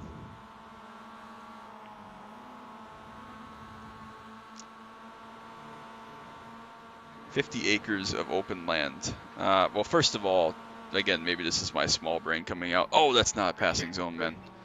I don't have any reference for how bad 50 acres is. Oh, that's an awful block there, Zhang. I know roughly how big 50 acres is, but I don't have a reference to what that. Oh my God, what a send! Was that on purpose or not? I think we'll see a payback down here, maybe. It's basically mock combat maneuvering. What you were thinking of is called speedball. It's around when it's 5v5 on a small course. Okay, that's fair. I just know from literally like YouTube and stuff, and then again, I've done some. What am I thinking of? I've done some like laser tag and stuff of, a similar variety. But I've never been big into paintball, partially because it hurts and I'm a little bitch, and partially because there aren't really any good places to do it here outdoors, because it's so damn cold for like 8 months out of the year. So, well, you know that you're from up here, right? So, no real good big paintball places. Most of the laser taggy type stuff is obviously based indoors, even if it's open. So. No payback from cars around there. That guy's going to fall off track and spin out. This is basically what happened to Gavin yesterday. Also, is that a Subaru paint scheme on that Mazda? That was hideous. This guy here, Miguel, going to go for it. Is he going to be able to get 2 for 1 down the front stretch? He's going to think about it. And should be able to if he can spot his break point. In there on the inside line, a little bit shallow, but made it. Cars behind, all kind of stacked up here. Again, none of those 86s at the front are really close together. They're all pretty spread out after that start. Neither good nor bad, just notable. All these guys kind of battling around. Battle for the lead now in Mazda Cups. That previous leader must have had some kind of issue. This is now the battle for the lead between these two cars. Gabriel's starting to pull away a little bit. This group of Mazdas here in the top 5 or so, also quite close. Kind of a bummer that all the 86s got spread immediately. That's the kind of race that Gavin had. The top 5 or 6 got very spread out very quickly. Just kind of had to survive. Here comes Diego on Zhang, I believe. To the outside. Can't make that work into the oak tree corner. I've enjoyed this. This is pretty entertaining. I would absolutely do this again sometime.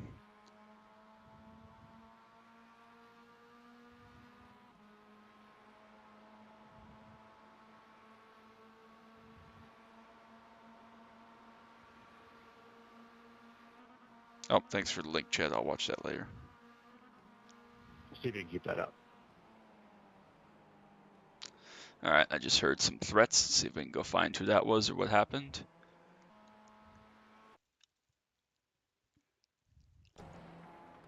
Who was this? Oh, it's that Mazda, or Lucas, the Subaru car that spun out into oak tree. I mean, it's a big dive. It's a bold move in a not really good passing zone, but I think that's a fair move. I don't think there's anything egregious about that necessarily. Seems fair enough. I don't know, what is that, a pig or an elephant on the back? What the hell is that? An elephant of some sort. It's a very interestingly colored car, but whatever. Again, no matter. See how our buddy Nathan's doing after he wrecked himself out and blamed somebody else last time. Still rolling this time at least, so. A little bit of a group of 86s here a little further down the field. This is about mid-pack of the whole pack, but towards the back of the 86 field, about 15th or so. Sergio versus Miguel Angel. Nothing really going on there. It's tight, but it's not that tight. The lead Mazdas have spread a little bit. Nobody else is really all that close. Here's a nice battle into this fast left-hander. That's a very dangerous spot. Couple cars ahead going at it. Mazda behind, thinking about it, going to driver's left into the oak tree corner. Lewis just trying to let him go. He might be one of those guys that just races for SR. Oh, so much for that. 17 spun himself out on the curb. That was the Mazda leader. And after I said there was no battle going on there, then there goes Corey. So, yeah, this is going well. Yep, so he's upset about the incident points there, so he must be just in the bottom split. YouTube compression made the elephant look like a nutsack at first. That's hilarious. Because I didn't think it looked like an elephant until I looked at it closer. I actually leaned in towards the screen to see what the hell that was. When I clicked on the link, I didn't realize this was a lie, but yeah, this is a fun watch. Yeah, I'm glad. I really like doing stuff like this. I really liked when I did the like try all the cars during week 13 that I don't drive very often, or the difficult cars to drive. I loved doing those hill climb videos a couple months ago. Getting those hill climbs done was amazing. That was a ton of fun. Trying to think of what other good lives I've done lately on iRacing that I can think of, but I can't think of any ones. So this is a fun idea. Again, I like watching PCC just no matter what it is, but bottom split, you get some craziness, you get some absolutely absurd people, some psychopaths, you know, whatever. So thought this was a good fun idea to try out. These guys were very close together, but seems like they spread a little bit now. A couple cars close here, Bruce and Raphael. I would definitely like to do this again. I don't know if it's going to be, again, a weekly thing or a monthly thing or what, but absolutely would do this again. It's been fun. Definitely need to get some water next time I do this. I'm starting to run out of voice, but thankfully we only have about 15 minutes left of this race and I can go to bed, so not too bad. Again, appreciate you guys all so much. Thank you for stopping by. It means the world to me. I'm so thankful. So very, very excited to see how we continue to do as far as iRacing content, other racing games. It's been really, really great. The last couple months have been amazing. This whole summer and really most of the year has been really quite good, not just in YouTube land and my content, but just life. I've had so much fun, got to see and do so many cool things, and it's definitely been through the first, 7 months here, one of the best years of my life in my 27 years. So very thankful for that. Big send coming here from Bruce. Oh, makes contact there. There they go. I saw that one coming from a mile away. I'm just going to see. I think that this was the fault of this Raphael guy. Yeah, again, it's a big aggressive dive from this car up the inside, but I mean, he's in there. You can't just turn in like he doesn't exist, even if it was a questionable move or whatever. You can't just drive like he's not there. So, you know, yeah, that's part of it. I was in bottom split spot 24 race, but luckily not that one. Yeah. Oh man, what a send from that Mazda. I thought he was going to just fill that hole. They all kind of concertina together there and check up. So yeah, it seems like this is all pretty straightforward, pretty spread out. We got a nice battle for the lead here going between the 14 and the 6. 14 has reeled him back in. I like this because like there's some genuinely good, fun racing that you get to watch, and then there's absolute chaos and drama and death and laughs. Like it's a good combination, honestly. It's a good series for that. And the race isn't stupid long. I mean, there's already only 11 minutes or whatever to go, so it's all good. I'll definitely have to do a stream one of these days where I drive, though, whether it be I don't know what I would do. Don't have any bright ideas at the moment, but I'll try to think of something in a couple weeks where I drive something. That'd be a lot of fun. So good battle here. This is for the 86 lead as well as obviously the overall lead. No BMWs in this split here tonight, the second split that we watched. This Mike guy's pretty close to the back, Ethan, if he can get a nice exit bite off of here. A little bit too much curb and oak tree, but the split 22 will be iRacing lore going forwards. Yeah, no kidding. I didn't even like specifically address that in the same way I did the Nürburgring cheating thing with top split. I mean, I'm not educated enough. I don't know the whole picture, but it's like, how stupid do you have to be involved in any real life racing and think that nobody was going to find out and call you out? I mean, look at what happened to that CEO at the Coldplay concert, right? As soon as someone found out, it spreads like wildfire. Like iRacing, obviously to a lesser extent, but it's the same thing. If you have your name published and recognized as a dirty driver or a cheat or whatever, you know, classless, and it's determined or found out that you're related to any real life racing at all, you're done. You just spun Mazda there. You're just done. You just have no chance because the community will eat you alive and they'll never forget. I mean, race car drivers don't forget that stuff. for sure, especially if you were personally wrong. That's just, you're dead meat. So a little bit of a mistake through hog pen that time for Mike. Fell about a second back. See how Mr. Butterball's doing here. Going to the outside of William. That's for P3. I hope he blanked there a little bit. That's not good. Side by side into 1. Trying to go around the top is Buttercrust here. Try a nice crossover, but not really the corner to do that on. It's not going to exactly work. Well, I'm thinking of it. If you haven't already, make sure you drop that like on the stream down below. I really, really appreciate it. It means the world to me. I'm so glad that so many of you are here to hang out and watch some, I was going to say good racing, but some racing with me. It's quite fun. I am enjoying it, so appreciate you all. If you haven't already, drop that like on the stream so I know you're enjoying it. It really means the world to me, so thank you. Still a good battle here for third. I assume the leaders are still pretty close. Yeah, it seems like this 14 car has some good pace. Obviously, there's a lot of draft around this track, especially in these slower cars with the long straights, but there's going to be a battle for the lead here, I think, before too long. Just got to pick his moment and plan his move, because he's definitely faster and he's close enough. Just got to plan out his moment. Didn't quite get the X out of oak tree that he would like there. But it's pretty close. They're actually in a pretty good battle here, so we'll see if Mike can make a move or not.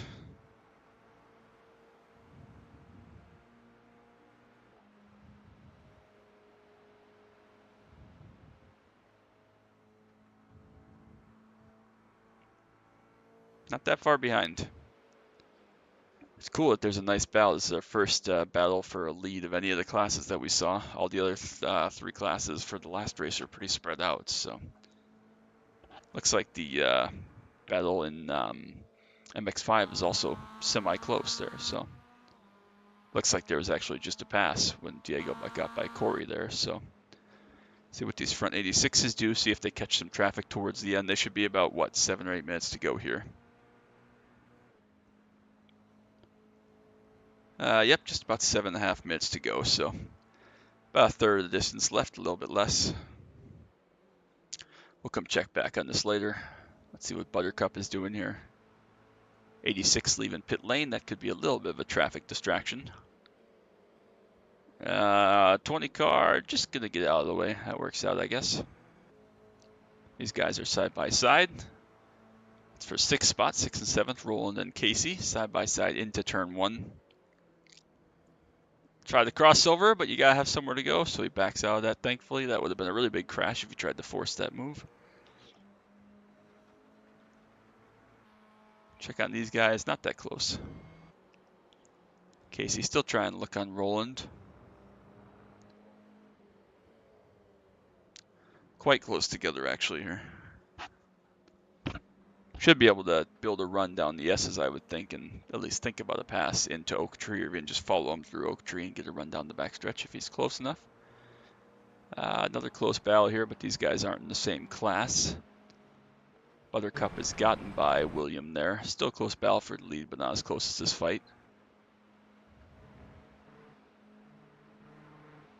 And nobody else is really in that close of an air class battle, so we'll keep watching these battles up towards the front in the top 10.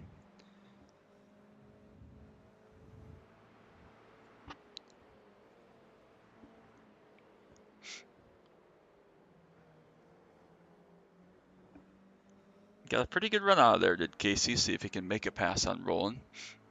This would be for 6th place. You gotta stay in the draft there, buddy. You gotta get that suck all the way down the straight. Guys defending hard to driver's left, so you gotta be able to peek out. Moves across to the right, probably wise. Nice defensive move. Yep, you peeked out too soon. You gotta stay in that draft all the way down the straightaway. Just make him think about it.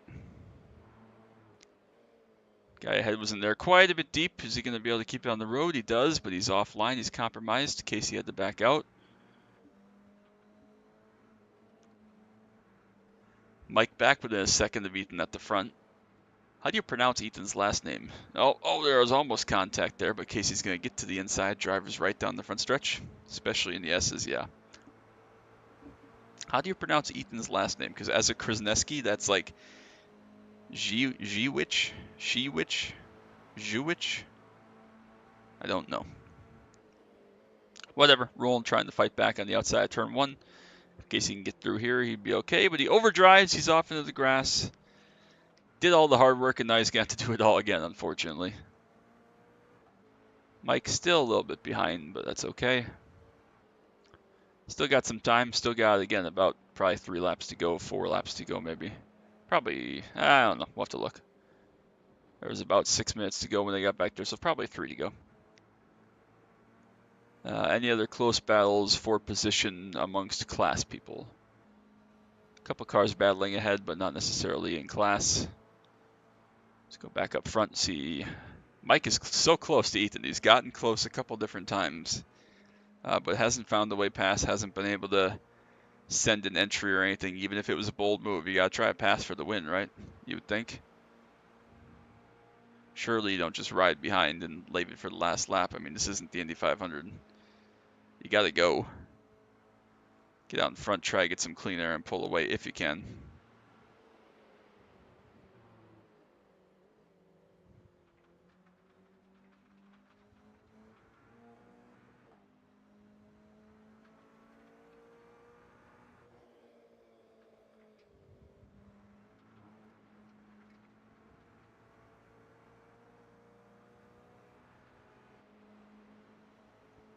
Still close. Breaking that draft just a little bit. I think they're at 2 to go here. Yep, just over 3 minutes to go, so definitely only 12 laps here with the 86s leading without BMWs. So interesting to note. Mike backed out a little bit early there, lost a couple of car lengths, had it down to half a second at start finish, but gave back another couple tenths there in turn 1. Still okay though, he's still got some time.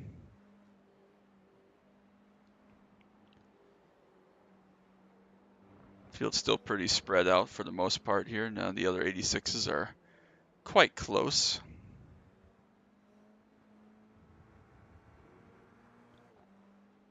Battle for MX5 isn't quite as thrilling and intense as this battle.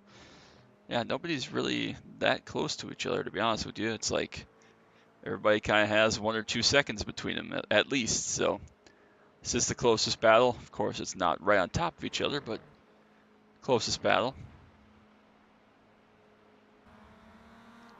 A lot of traffic here. This is for second between Corey and Gabriel coming back through the field. Diego's just chilling out front now that he's gotten out there.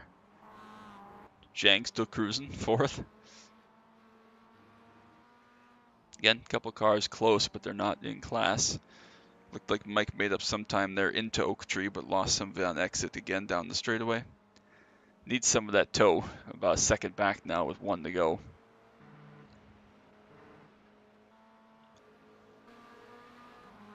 Thank you, Joshua. These cars are close, but again, not battling for position. See if they can get through the S's. Gabriel backs out.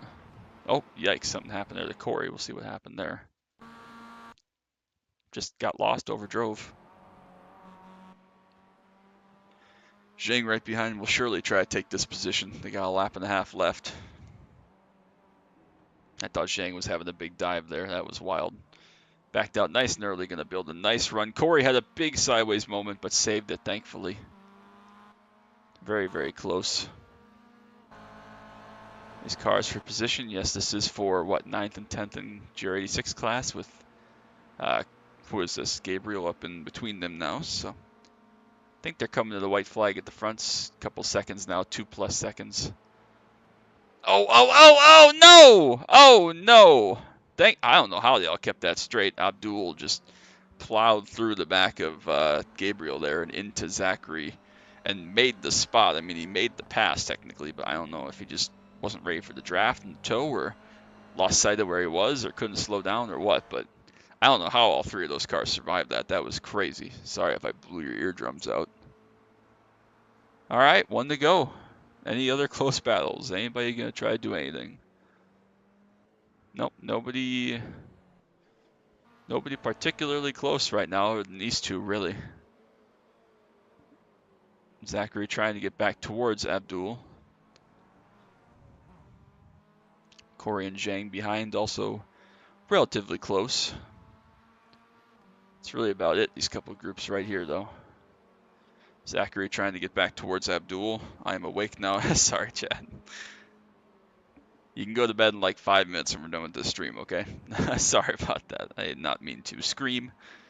I just really thought that was going to be a huge crash, and it was honestly a fairly minor contact, all things considered, so whatever.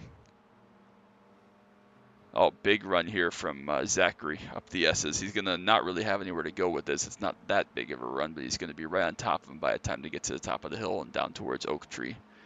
So potential for another pass back here. He got basically booted out of the way the last time through the roller coaster. A little bit deep for Zachary, but he stayed it, kept on track, stayed in touch. Don't try to take a dive here, man. It's not going to work out.